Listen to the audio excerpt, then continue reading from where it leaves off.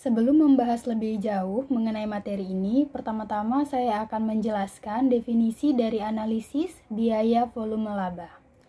Analisis biaya volume laba atau Cost Volume Profit Analysis atau CVP Analysis adalah alat manajerial yang digunakan untuk memahami bagaimana perubahan dalam biaya dan volume penjualan mempengaruhi laba operasional perusahaan.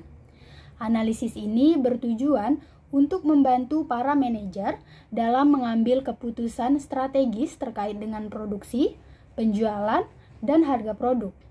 Analisis biaya volume laba sendiri memiliki beberapa komponen utama, yakni biaya tetap, biaya variabel, pendapatan, margin kontribusi, dan titik impas. Berikut ini adalah pengertian dari beberapa komponen utama dari analisis biaya volume laba. Definisi pendapatan atau revenue. Pendapatan adalah jumlah uang yang diperoleh oleh suatu entitas, seperti individu ataupun perusahaan, dari berbagai sumber dalam jangka waktu tertentu.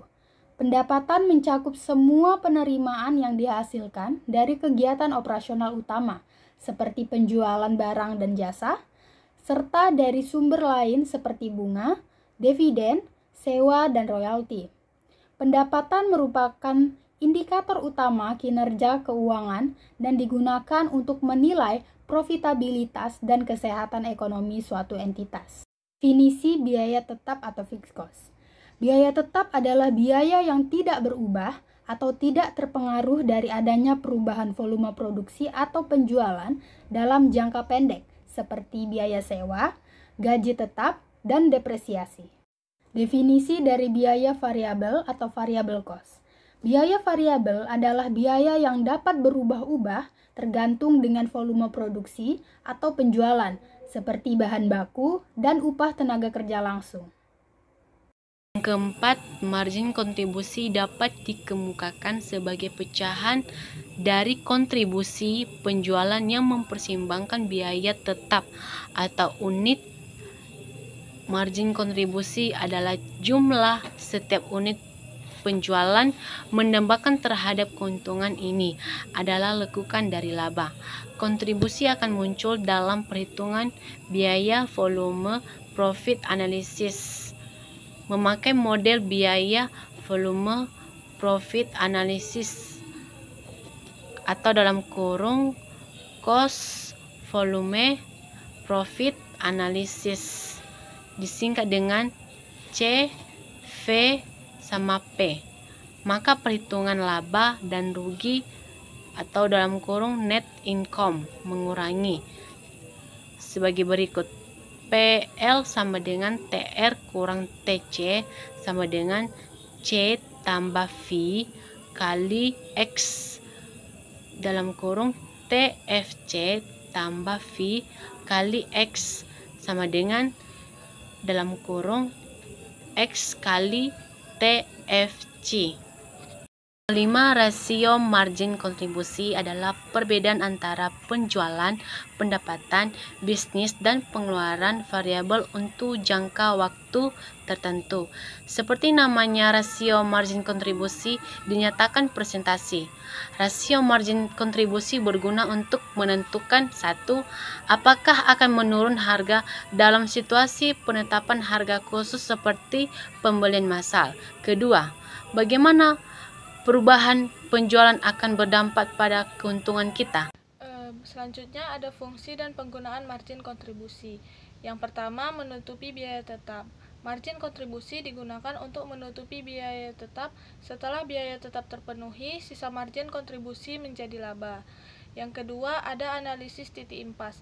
Dengan menggunakan margin kontribusi, perusahaan dapat menghitung titik impas, yaitu jumlah unit yang harus dijual agar total pendapatan sama dengan total biaya atau tidak ada laba atau rugi.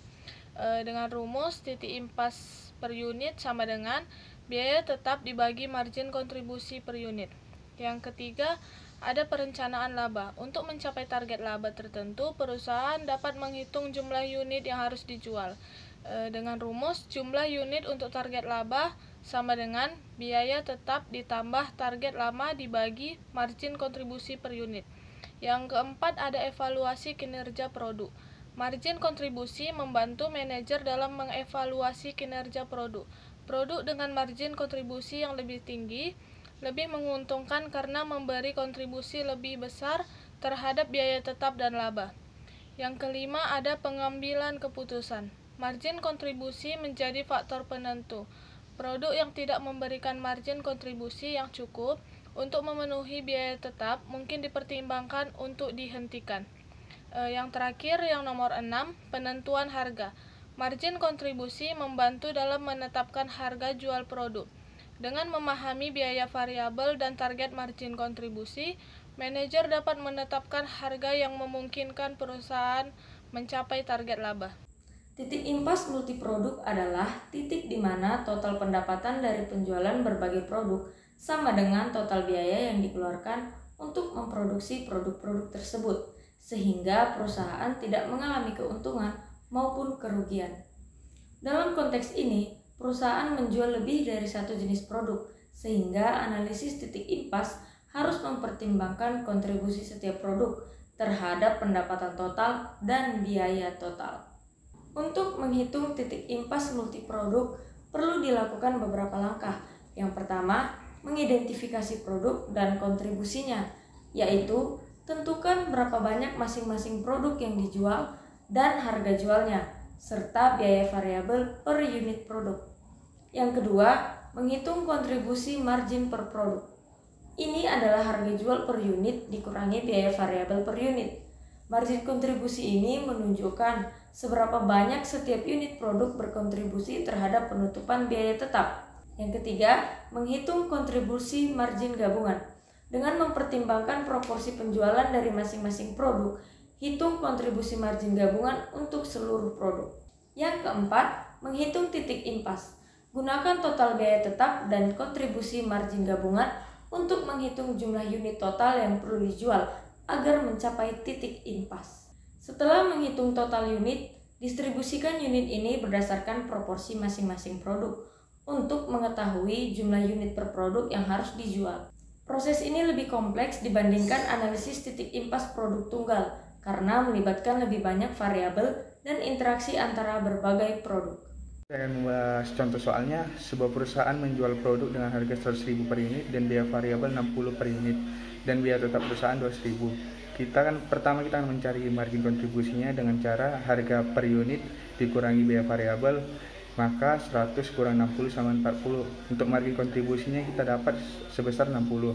Dan kita akan mencari titik impas dengan rumus biaya tetap dibagi margin kontribusi. Maka titik impasnya sama dengan 200.000 dibagi 40 sama dengan 5.000. Perusahaan perlu menjual 5.000 unit untuk titik impas atau BEP.